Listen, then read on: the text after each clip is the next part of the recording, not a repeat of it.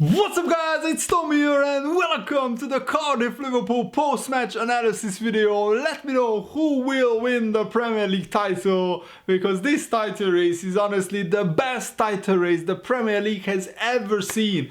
And Liverpool now on 88 points, which is the best ever season in the Premier League for Liverpool. And in terms of our points per game ratio, this is the best ever Liverpool season, period.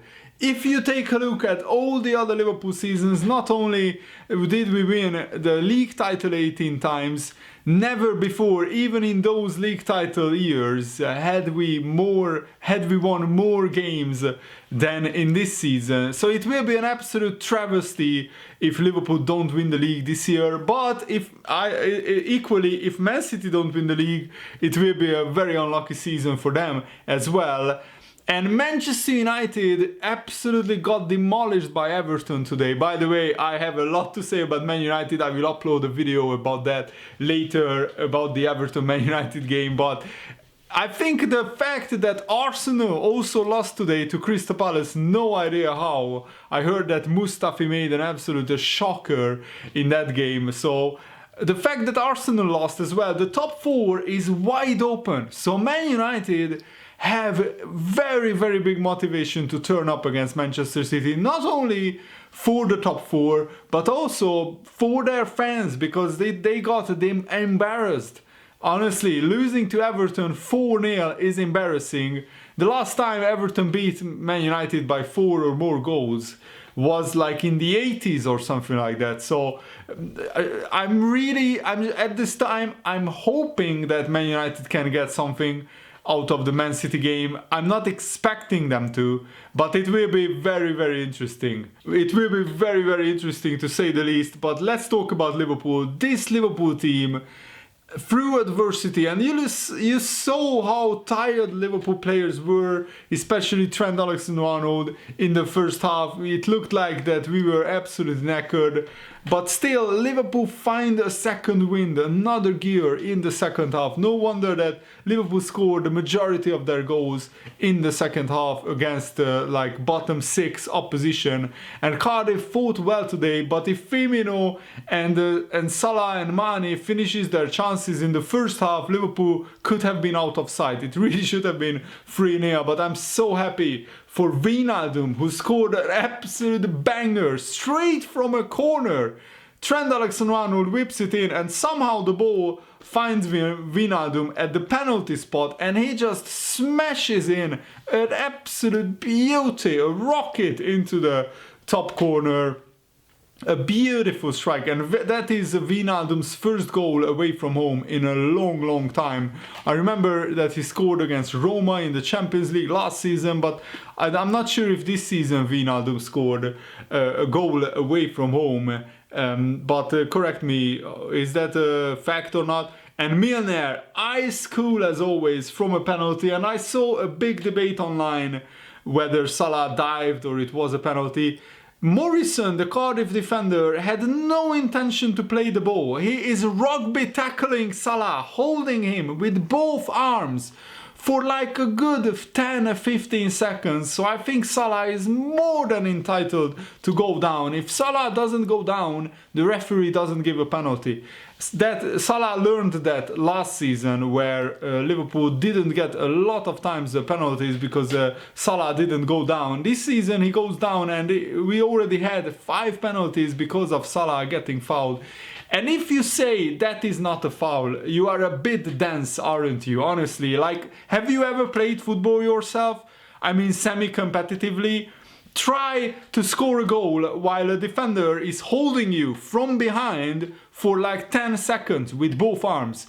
Try that and then come back and say that's not a penalty. Honestly, like, this just blows my mind that some people has the nerve to call that a Salah dive.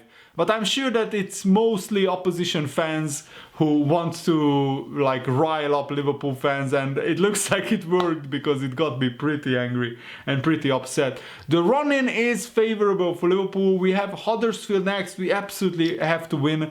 And I would encourage Liverpool to actually not only win that game, but try to rack up a big scoreline. 4-0, 5-0. try to do that. But of course, it's going to be difficult to balance that game and also the Champions League semi-final against Barcelona, because we played the Champions League semi-final against Barcelona either side of the Newcastle-Liverpool game, which is probably going to be our hardest game in the Premier League, that is, for the rest of the season. So I really hope that Liverpool will be able to last the season. My only worry is that Fabinho got a big whack. He basically, they headbutted each other, the Cardiff and Liverpool. So it was a clash of heads just 1 minute after Fabinho came on, and Fabinho had to get substituted straight away because of a concussion. So let's actually, so that's my only worry. I really hope that Fabinho is not out for a long time. So we play Huddersfield, and then Barcelona-Liverpool, then Newcastle-Liverpool, then Liverpool-Barcelona, and then Liverpool-Wolverhampton.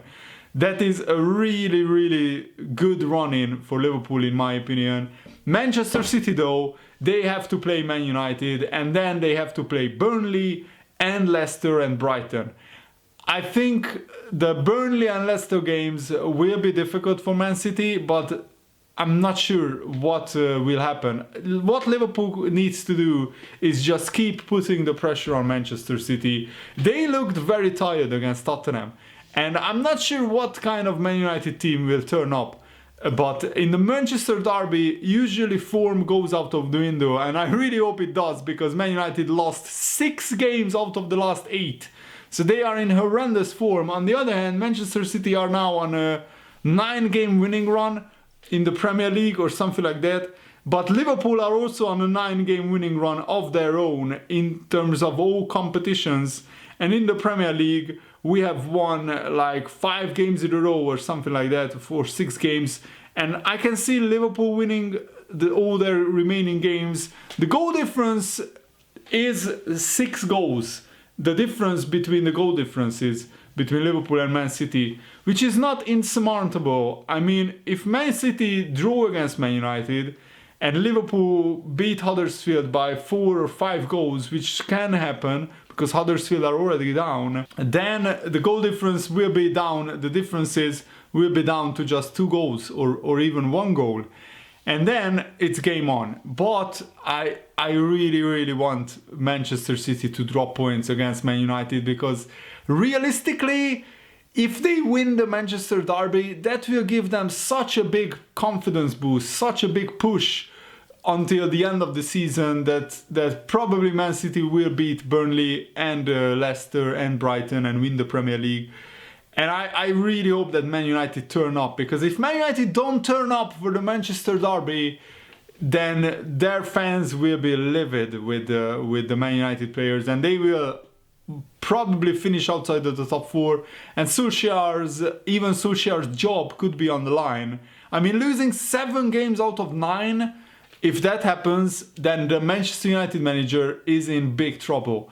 So please, Man United, just for 1 game, play the best game of your lives. And last season it happened.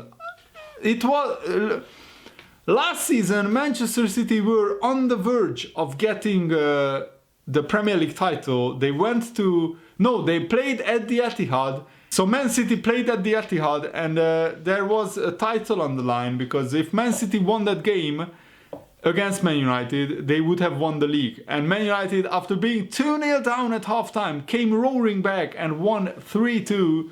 That's the kind of miracle that we are hoping for in this season. And I really hope that Liverpool can keep winning until the end of the season. We cannot ask for any more than that. Let's get to 97 points. And if Man City win the league with 98 points, I mean, fair play to them.